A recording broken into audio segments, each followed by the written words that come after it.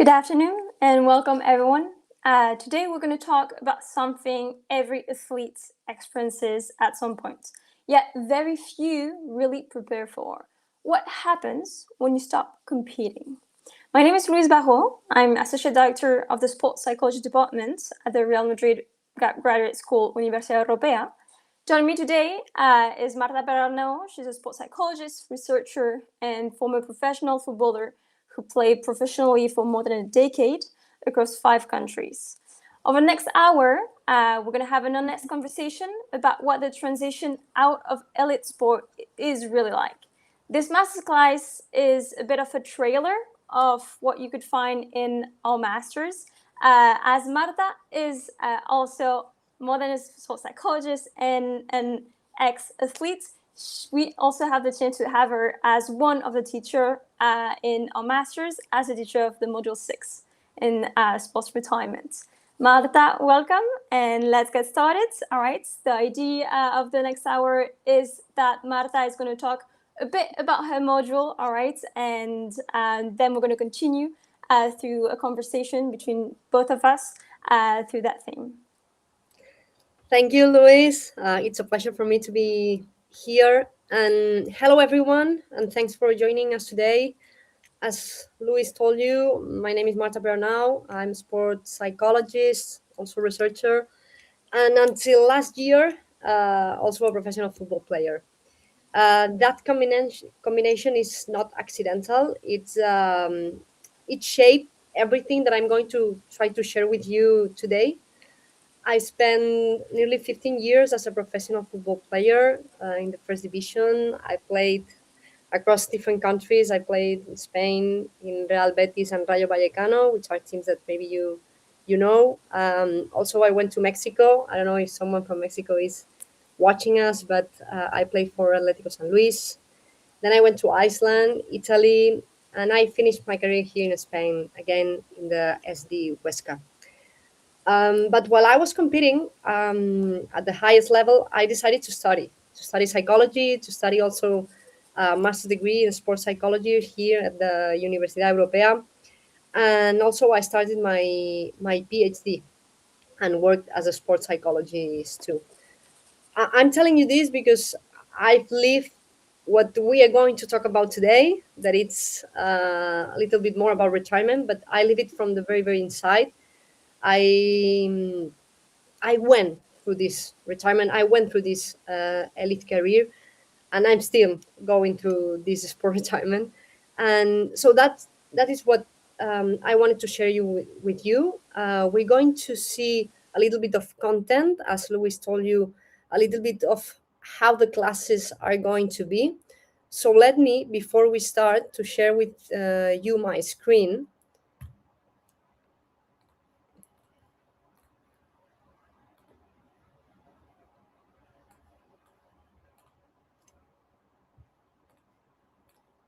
Okay, now we can see it. Perfect.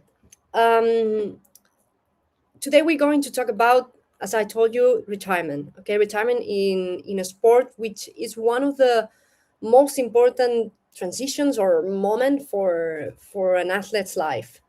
This masterclass also will give you kind of a small insight into what the masterclass normally is like. And in my experience, I have experienced both ways. I have experience as a student, and now I have experienced the master as a lecturer. I honestly do not know which one I prefer.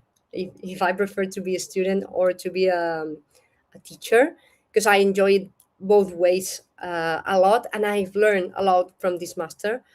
And they have also made me like be more passionate about sports psychology, uh, or at least some of the fields that in the masters we are going to see. Although today it's kind of weird because we are in this session masterclass, live only Louis and me. Normally students are live in the class, and are able to interact with me. I love to talk with them. I love to ask questions with them, ask for their experiences. So I have to say that the classes usually are very, very dynamic. So today is kind of different, but I think that you can make at least an idea of what the classes can normally be. Um, I'm not sure how much of the class we will be able to cover because today, as I told you, it's a little bit more different. And after the class will also be like a question and ask session. So we may not get through everything, but well, I think it will still give you an idea of how a master class is like. So let me introduce the first slide. And today, as I told you, we're talking about retirement. And let me start also with a question. Please, if you have any doubt, you cannot interact in video, but you can leave your question in the chat. Just please feel free to do it. I will love to answer any questions that you have from any issue. And so again, let me start with the questions. Um, and before I give you the answer, how many athletes do you think that actually plan for retirement before they do? Probably you don't know the answer, but the answer is that more than 70% of elite athletes do not plan their retirement. Think about for a moment.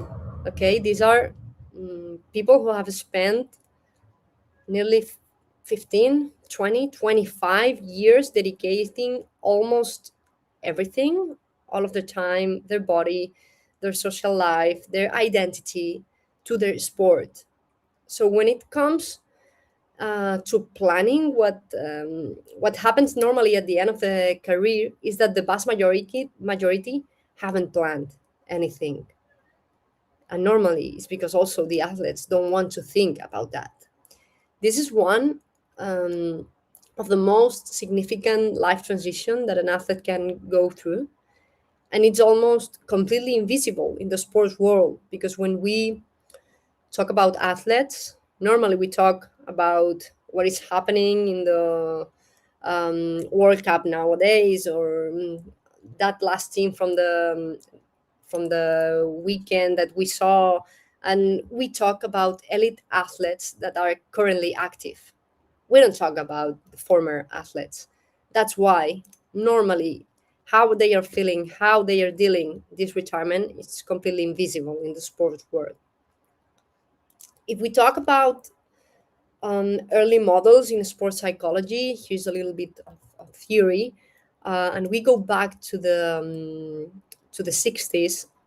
Actually, the authors from different psychology schools treated retirement as a kind of trauma. They use the term actually of social death. That's how dramatic they thought it was. Today it's true that we understand completely different. Retirement, it's not inherently that traumatic. We see it more like a transition, and it's true that transitions can go well, but can also go badly, depending on the resources, depending on the planning. That is what we've talked in this slide, that normally athletes do not plan. Um, but that's what the research shows, that it's more like a transition that depends on some factors that today we're going to see. And depending on that, an athlete will adapt better or worse to that retirement.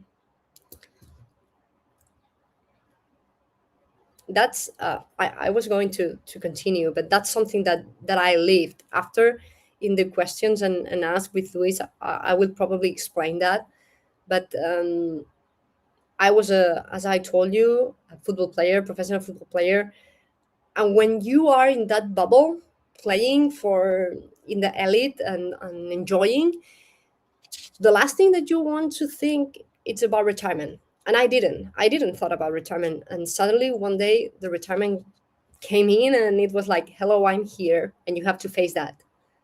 And okay, and I thought myself, okay, what is my plan now? And okay, I had one plan, but I didn't plan it before. And we're gonna see now more in detail what I'm talking about. But it's really frustrating for the athletes to know that they could have prepared and that they didn't, knowing that this is a transition that is going to happen at any time. So let's start a little bit with the beginning, and with a question that it's, why do athletes retire? We have here a model that explains a little bit more of this. Taylor and Ogilvy developed this model that identifies four main causes for the retirement. Okay, um, first cause of retirement, it's age, and you see it in red, uh, because it's the main cause of retirement. uh, it's when the body says, hey, your limit has come and you're not able to do or to practice your sport anymore. um, After that, we have another important cause, that it's process of selection. um, Sports, it's based like the human being in the Darwinian philosophy, um, valuing those who survive, but paying little attention to those who are not selected. And I'm going to give you an example, a known example. During my career, this was something that I had to deal with for many years. Every season, the level of the league I was playing was increasing. There was more high quality players that arrived. There was a lot of young players that suddenly begin to play like so much better than before. There were coming also players from all around the world, not only just from Spanish, which make the league increase the level. So there were a lot of demands, and you need constantly to keep improving. You could not like stand still and just train the same way every year. So year after year, what happened to me is that I had to change something. I had to add something or change something from my game, from my body composition, or from my mental care.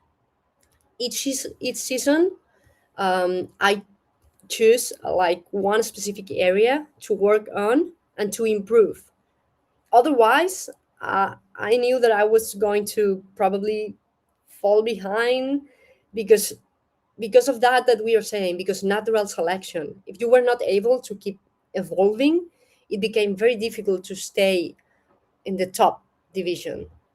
I could probably keep on playing, but not at that level, and I needed to improve to play at that level. So why I'm telling you this? Because this is something very common in professional sport, but also very difficult. There comes a point, even though you want to improve, even though you know what to improve, that your body or your circumstances or simply the level of the competition you are playing in may not allow you to do it in the same way anymore, or at the way that you need to do it. So that's process of selection. It's a very hard cause of retirement, but it's not the only one. We said we talk about age, we talk about process of selection, and we're going to talk about injuries. It's also in red because the numbers that research suggests are very high. Research suggests that um, from between 14 and 32% of elite athletes retire due to injury. So it's a very significant cause of sport retirement. And the last but not least, own decision. Retirement, normally when it's by the athlete's own decision, it's more has a more positive adaptation that when it's not their athlete's own decision. It's kind of the one of the most desirable causes of all those that I mentioned, but it's not the most common. So, what is important here? I think it's clear, but if it's not, please just leave it in the chat. What is important here is that retirement, it's multifactorial. It's rarely has a single one cause. Most of the time, it's a combination.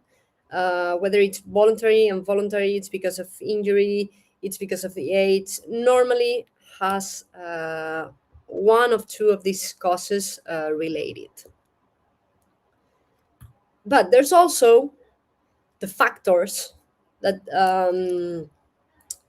that are related to that adaptation. So we talk about why they have retired. Now we're going to talk about what determines how well or how badly it's going to be that transition. Yeah. So the research points out two main factors. The first one is identity. The second one is perception of control. So talking about identity, we define identity like or sports identity, like the degree to which an athlete defines themselves through the role as an athlete.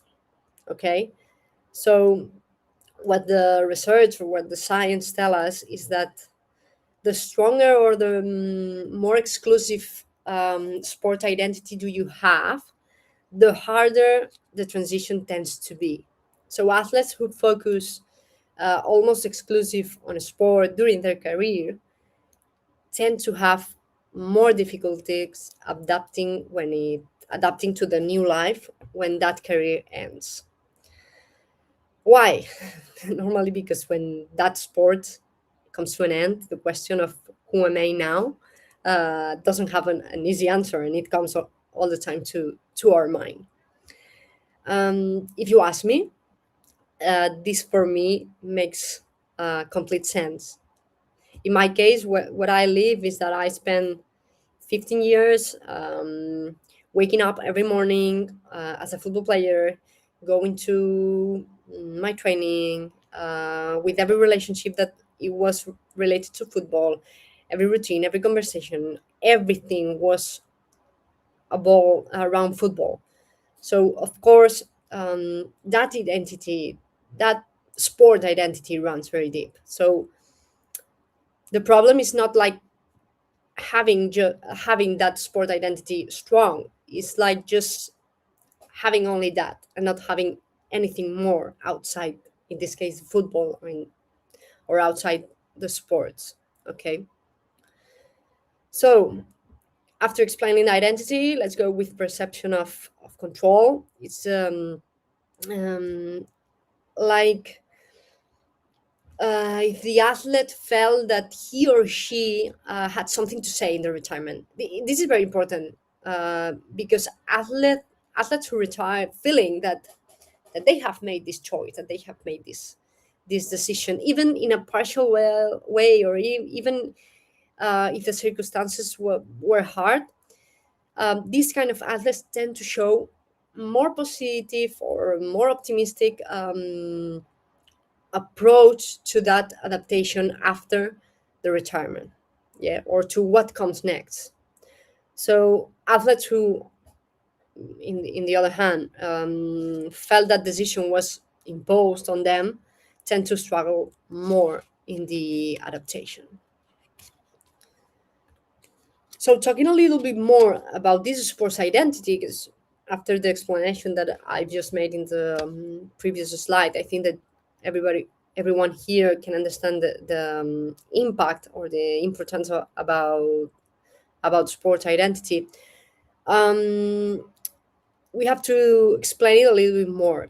And if you can see in that slide, Cavrita and others authors in 2014 explain what for them were the five key dimensions of athletic identity. So when we talk about sports identity, we're talking about these five keys. First of all, well, remember everybody, okay? Sports identity, the degree in which a person defines themselves as an athlete, okay? So self identity, it's about how, as an individual, is aware of their role as an athlete, okay? How my personality is identified with the football player. Okay. Number two, positive affectivity. Here the focus goes a little bit more to the emotional part, talking about satisfaction that is derived from sports participation, or yeah, the feeling that we have after a good match, good game, a good performance. Okay, everything that is about positive outcomes or achievements. On the other hand, we also have negative affectivity, which are the opposite, right? It's about those feelings of distress, those feelings of anxiety, of disappointment that also, as an athlete, we can have after normally unfavorable outcomes. Number four, social identity.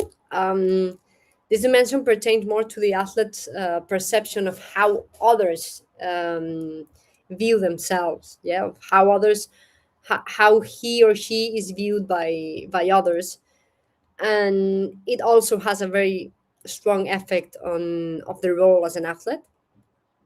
And exclusivity.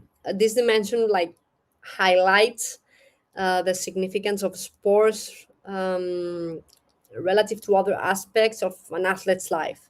Yeah, it's kind of how I'm going to prioritize sports activities over other daily activities. So, as I told you before, it's not about that we have to try to weaken these dimensions just to be able as an athlete to have a lower sports identity. No, identity is part of what drives to performance. We need it as an athlete, but the goal is to build like a multi-dimension identity, not just about sport. But when sport ends, we need something more. So we need to build this identity with more circumstances, more dimensions of our personality. So, okay, we talk about why do athletes retire, what are the factors related to that adaptation, what are the dimensions of the identity. But now we're going to talk about what in 1987 Ogilvy described it as the phases of sport retirement. Okay, there are four main stages that are denial, projection, resentment, anger and hostility, and depression. Not everyone has to experience all of them, and not necessarily maybe in this order, but they are widely recognized in the research and in practice.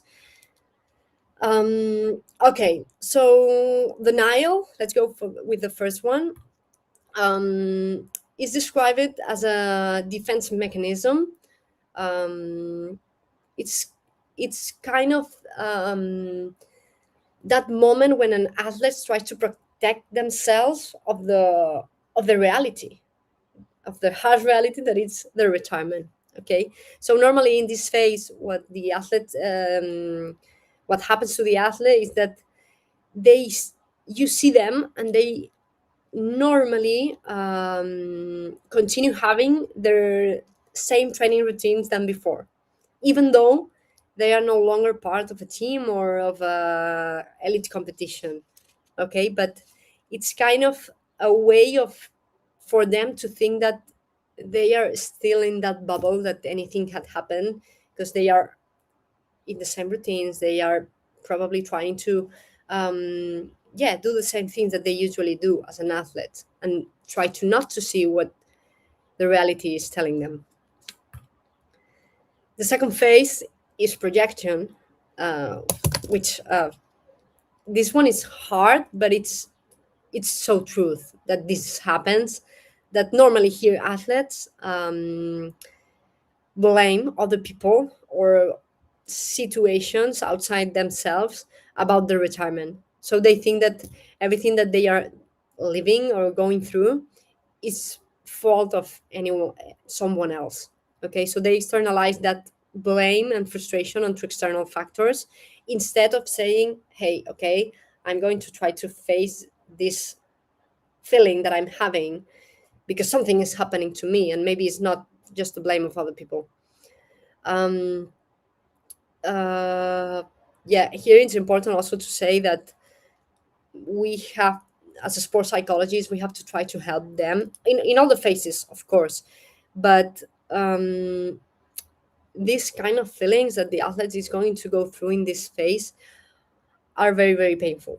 Are very painful because it's not just about them, it's also about their environment, also about their relationship. And even though it's a normal defense mechanism, it can it can be a very difficult barrier to move forward. The third stage, that includes resentment, anger, or hostility, even though it's not a beautiful phase, of course, but maybe it's kind of well, I don't want to judge, but maybe it's kind of easier than blaming others, okay? Because here now we already have that emotions going through, but in our own body, okay? So yeah, this is a tumultuous array of emotions, from resentment, anger, to isolation, to despair, okay? And the problem of these kind of emotions is that they can manifest in self-destructive behaviors, okay, such as alcohol or drug use. This is something that also can appear. And last, the fourth phase is depression. This slide refers to the feeling of emptiness, of guilt, of loss. Um, it's of course the last phase, which doesn't mean it's a good one.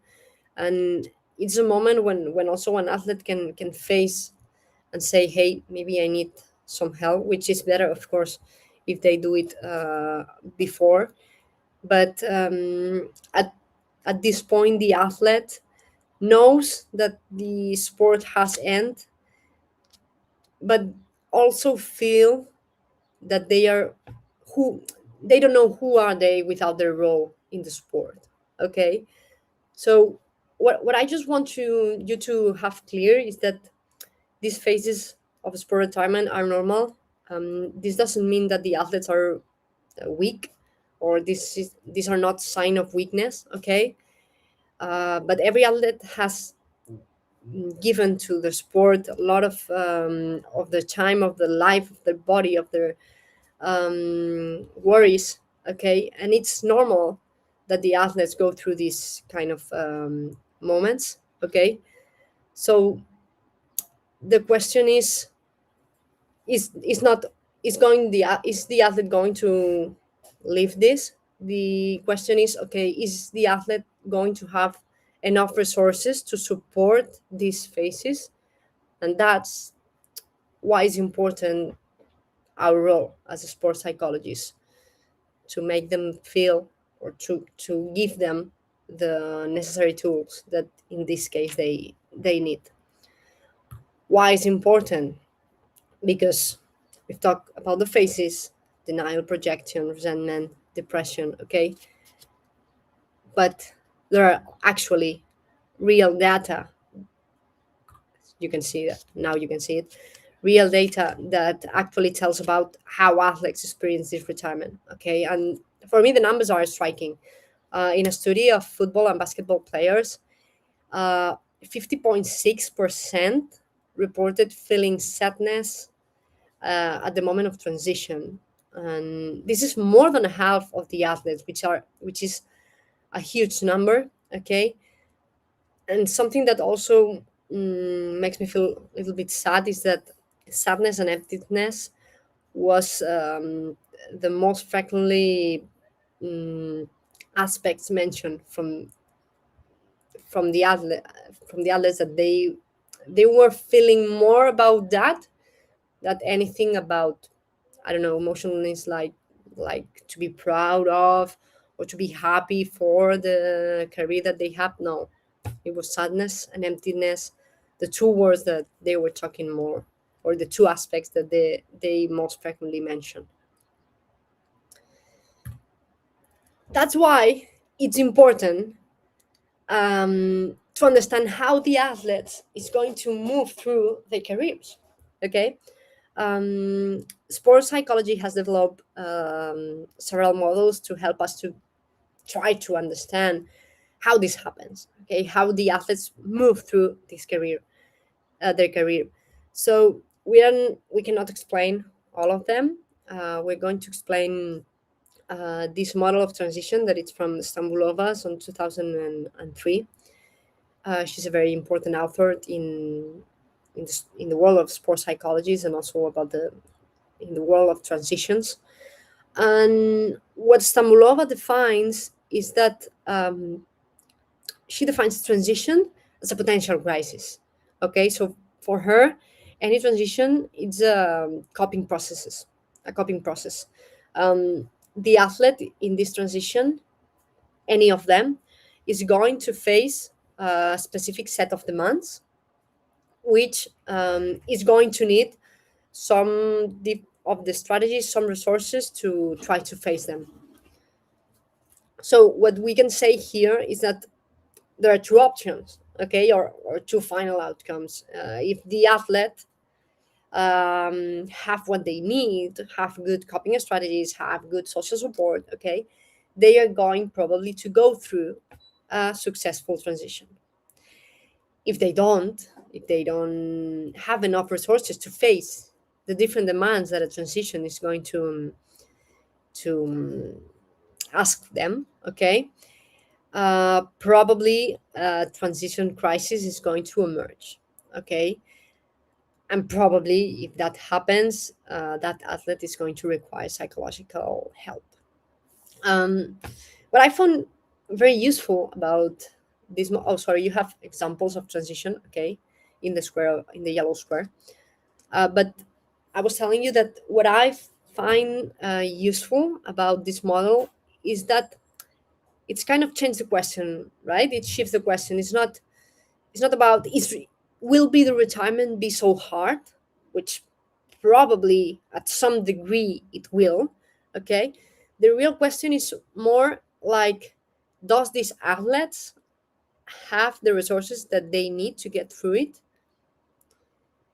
Does these athletes have the enough help to deal with that? What can we do as a sports psychologist? Okay, how are we teaching them or helping them to be aware that they need this kind of resources? Okay, um, so the next slide helps us a little bit more about what resources does an athlete needs. um, this is a sport trajectories model from Payares and colleagues that identifies four different sport trajectories, okay, that an athlete uh, can follow through their career. Okay, so athletes follow different paths. We have four different paths in here. First one, linear trajectory, which means that an athlete is going to dedicate exclusively to sport. Convergent trajectory, it's a kind of trajectory where the athlete normally prioritizes sport, yes, but that sport is also compatible with an alternative job, studies, okay, even though hobbies, okay. Parallel trajectory, that prioritize sports and education equally. And the last one, divergent trajectory, where the athlete there's a time where the athlete is forced to choose between sports or studies, okay, because it's not possible to do it both of them. So here, the important thing, or the important trajectories that we have to have in mind, are convergent trajectory and parallel trajectory. Um, this is very clear. Athletes who combine sport with another dimension, normally education, okay, but it could be like a job outside the sport, okay, are the ones who normally navigates retirement in the best way. Okay, so We all the time advocate for dual career. This is called dual career, okay? The athletes that are in that have this kind of trajectory are athletes that are following dual careers, okay? And we always advocate for this dual career because athletes face smoother transition into the labor market after they retired, okay? Why? Normally because they develop a sense of identity, okay, beyond their athletic achievement, okay, which also that can contribute also to the psychological well-being and resilience during transition. Okay, it's not just about the retirement; it's everything during their career. Okay, so here's the connection that I wanted you to hold on to. We talked about before with Istanbulova, remember that she was telling us that for a successful transition, we have to have an athlete with enough resources, okay, with good coping strategies, a multidimensional identity, good support networks outside the sport, okay. Precisely these dual careers, okay, is the vehicle that vials those resources, okay, um, even when the athlete is still competing. That's why I love it that much, because we don't have to wait anything. It's just during the competition while they are active, they can face the retirement while they are active. um, I want to take this personal for a moment because I've lived this. My parents always pushed me to keep studying. Even when I was playing at the highest level, I was completely exhausting. It was completely hard to combine both. It wasn't easy, but um, my parents forced me to do it. Okay, uh, what I found is that studying actually helped me to perform better on the pitch. I'm not saying about retirement. I'm talking about the pitch. Okay, I think it gave my brain like a different kind of stimulation. Uh, I was learning new things about new aspect that doesn't have anything to do with soccer, with football. I was meeting new people completely also outside the football, and I had so much mental space that I think that made me a better athlete.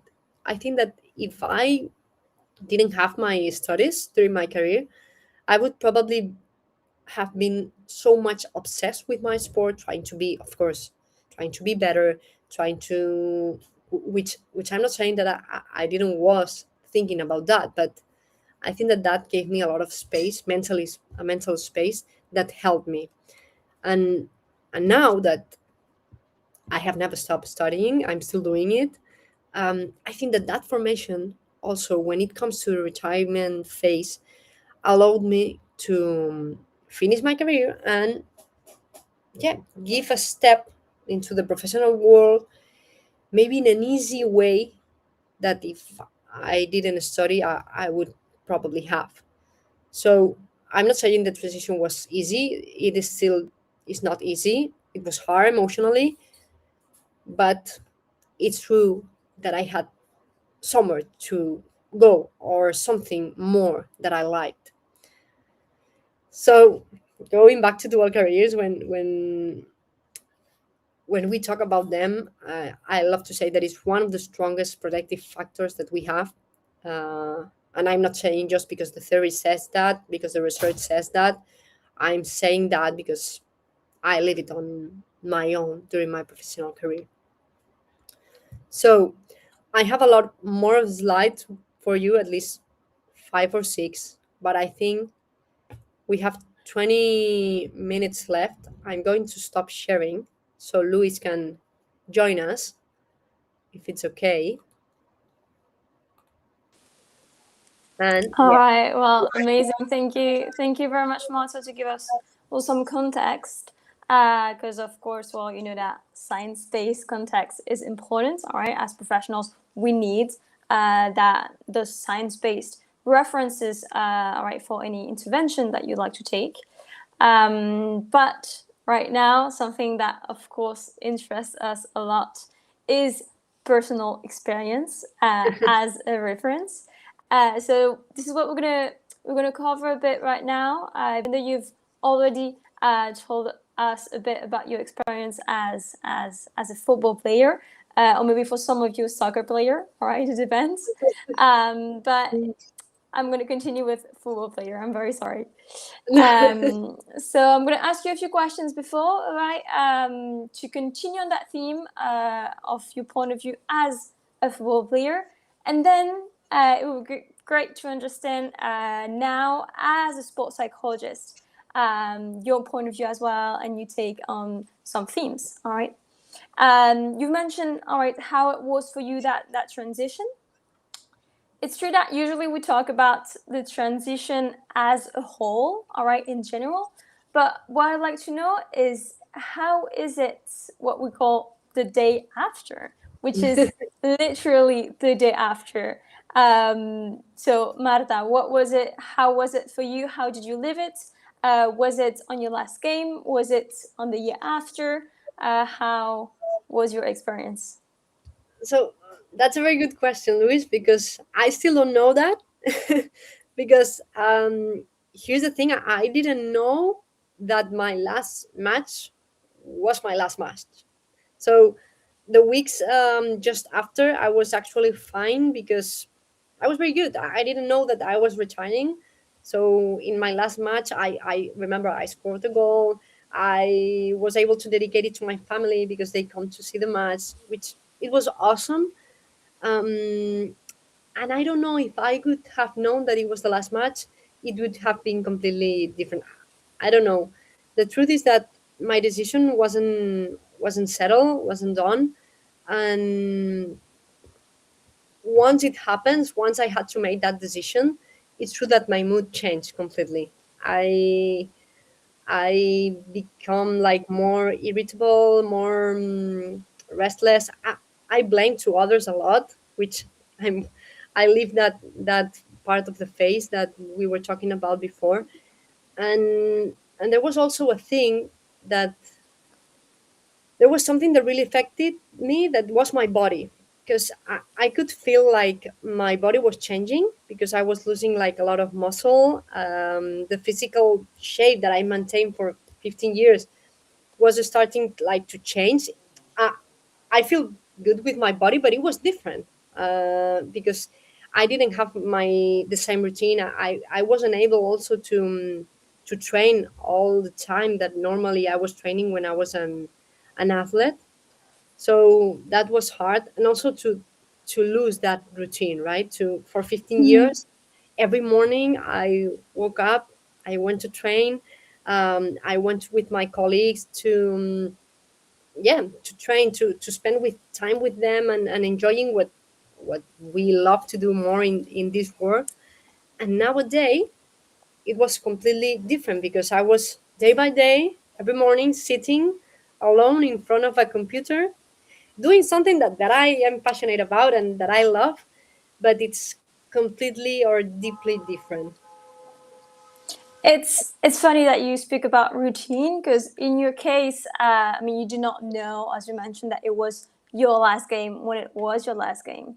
But in case of someone that knew that it was their last game, one of the feedback or point of view that I've got, all right, from some athletes is that what happens is that athletes through their lives they are being used to being told what they're supposed to do, when they're supposed to train, how they're supposed to train, and also at the same times the days that are off days, they know that what they do is usually well sit in front of a computer, stay home, take a break, all right.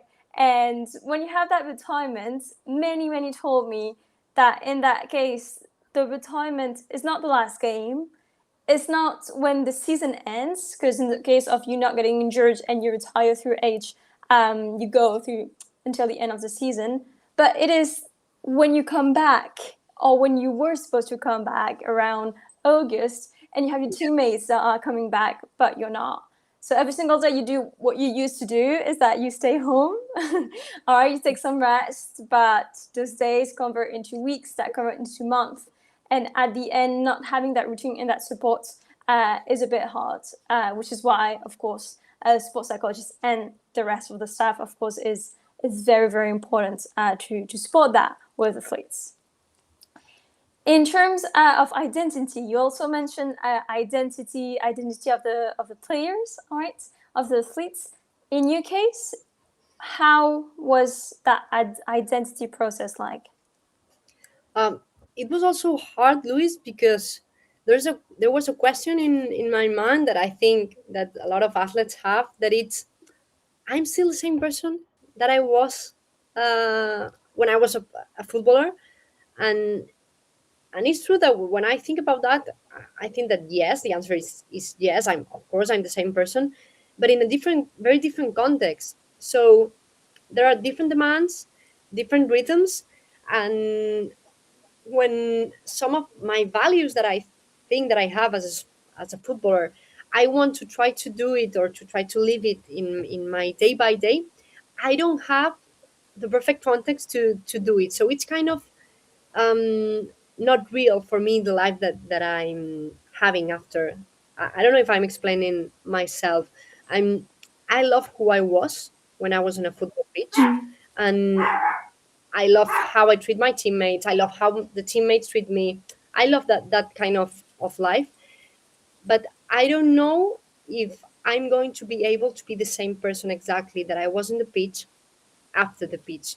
Even though it's one of my objectives, because that helps me a lot, or have helped me a lot with the retirement, trying to take all that values and bring it together here in real life, and saying you're the same, let's going to find the way to do it. And yeah, and it's kind of what I'm trying to do. You might have just answered to my next question, but maybe it could be something else. Also, from your point of view, if you had to choose something between, I imagine, many things that you had to learn on your own through retirement, something that someone did not prepare you on that phase, which one would it be? Yeah, it would probably be that the retirement doesn't warn you.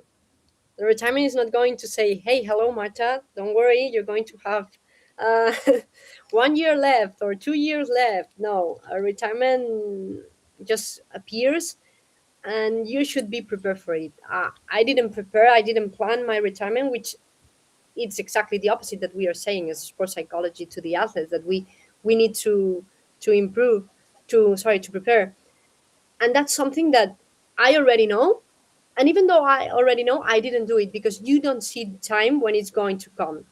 As I told you, retirement is not going to warn you. So any advice or anything that I would like to have known before is that just prepare for the next day, because it's going to arrive and you're not going to know when it's going to be. Probably the retirement is going to force you to make it. That it's something that happens to me. It was about an injury, and yeah, a job opportunity that I have to take, professional job opportunity.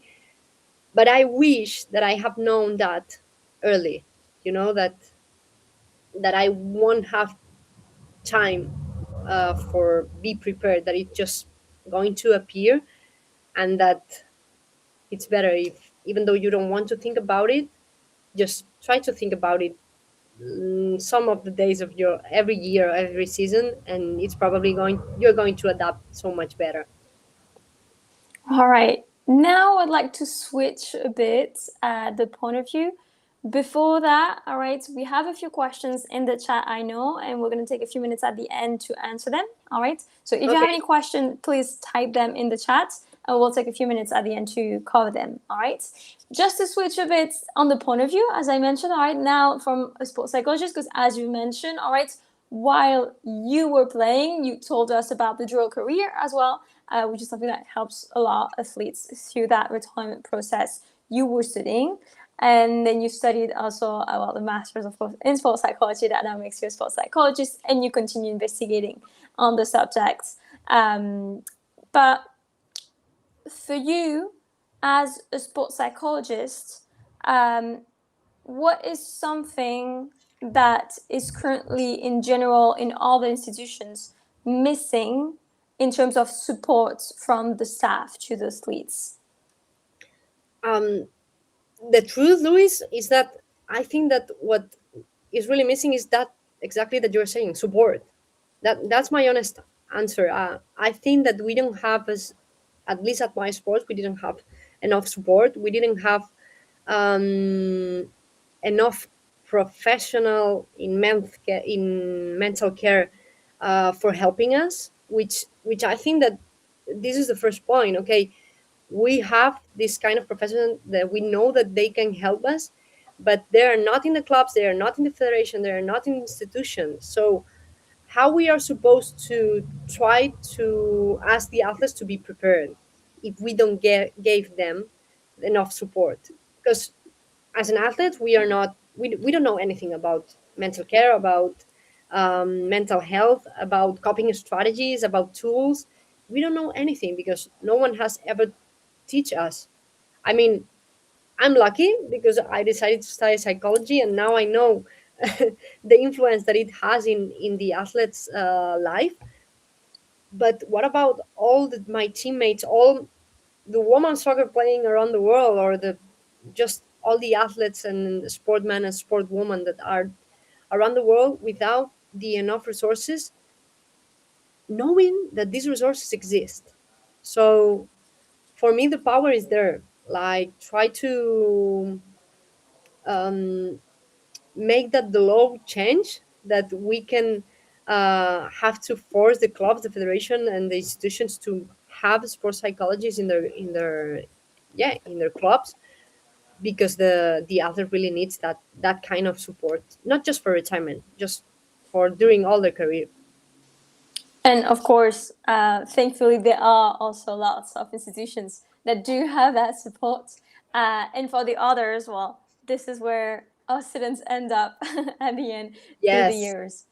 So before answering your question, one last point, because you could not go over, all right, your last presentations, would be to sum up a bit as a sports psychologist and also as teacher of this right module, because this is what you learn in the masters. What do you do in the module? What do you learn? And how can a sports psychologist really help athletes through the tournament? um, for me, it's, as a student, it was one of my favorite models. As a teacher, it also is, because I think that we learn a lot, not just me as a teacher giving knowledge, also all the students that we had in this master, they are they have a lot of knowledge about sports psychologists in general. But in this model, for example, I think that we learn a lot from everyone. And what I try as a teacher is always to give them all the tools theoretically, okay, all the models, all what the research has given us, but also the other perspective, the perspective from real life, real sport elite career, and how I see it as a sports psychologist and see, okay, we have this tool, okay, for example, visualization, and what I live as an elite athlete is that we can use it maybe better in this kind of situation, because if we do it pre-match, maybe the athlete is not going to receive it in the best way. So I try to mix what we know from the data from the research, and what I've lived in competition, and that's what I try to give to the students, for they can try to understand better what an athlete needs in every time of their career. Well, I think that you have summed up in a wonderful way, right, your module and actually the structure of the modules in general of the masters. As promised, all right, we have a few minutes left, so we're gonna see the few questions that were in the chat. The first one will be for Marta. If you had known that it would be your last match, would you have done anything differently? Oh, mm, good question too. I think that the answer is no, because as I told you, Luis, my last match was kind of a dream match. because it was perfect for me in my performance. Okay, talking about individually, and also in the team, I think we won. So it was a very good match. I did enjoy it a lot because there was a external factor that helped me a lot. That was my family coming to see me, which during my career this was very hard because I played in a lot of countries. My parents lived in Madrid, so they couldn't come to see me a lot, and that day they could. So I think that if you ask me today, I would I would have not done anything different, but probably the way that I have feel it would not be that one, that kind of feeling. Mhm. I was very calm. I was enjoying a lot. I was, yeah, just in a very flow status. But probably if I would have known that it was my last match, I would probably be more nervous. Exactly, as we can imagine. As we can imagine. Next question would be: did you lose desire and will to train overall now? Mm, at some point, yes, but because of my last seasons, they were kind of hard because of injuries.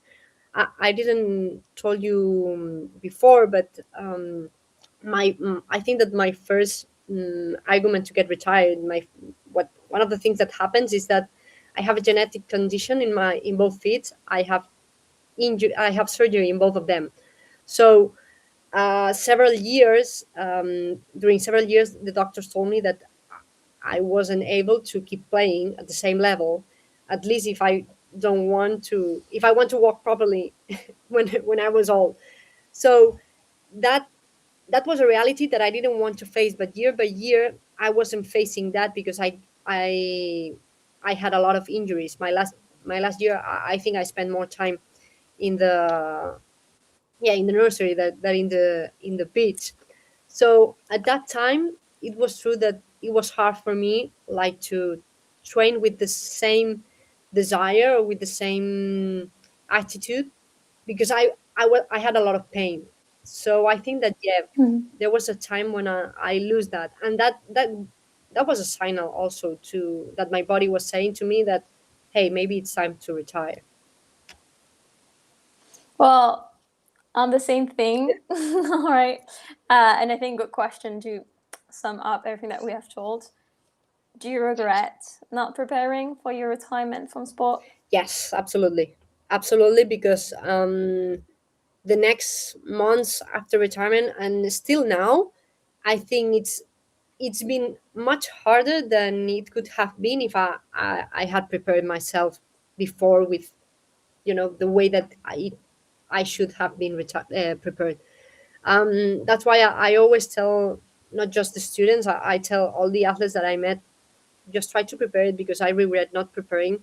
I think that we have the knowledge, we have the data, we have the resources, the coping strategies to help the athletes to at least not suffer the way that they can suffer. And it's going to be for sure a little bit of pain. It's normal. It's your day by day, but it hasn't to be. It doesn't have to be traumatic. So I just always recommend to prepare. And the theory says also that. Exactly. The theory and their experience. So at the end, with both, I think things are pretty clear. And I think that at the end, it is very, very, and could not be more inspiring that even though you might regret that you did not do it, now you dedicate yourself to helping athletes do it, and also to teach professionals in our masters how to do it and how to help athletes. All right. So I think this concludes this session and this masterclass. All right. I'm sorry if it was only a trailer. Of course, we wanted to give you more content, but as we mentioned, all right, more content on that subject is in Module 6 of Mara's classes in the Masters of Sports Psychology. All right, so know that we have Masters presentially in Madrid 3 days a week on the mornings, and we also have Masters online, all right, 2 days a week for the Masters in English. We also have the versions in Spanish, both presential and online. Thank you very much, and thank you for everyone attending. All right, and we wish you a very nice evening.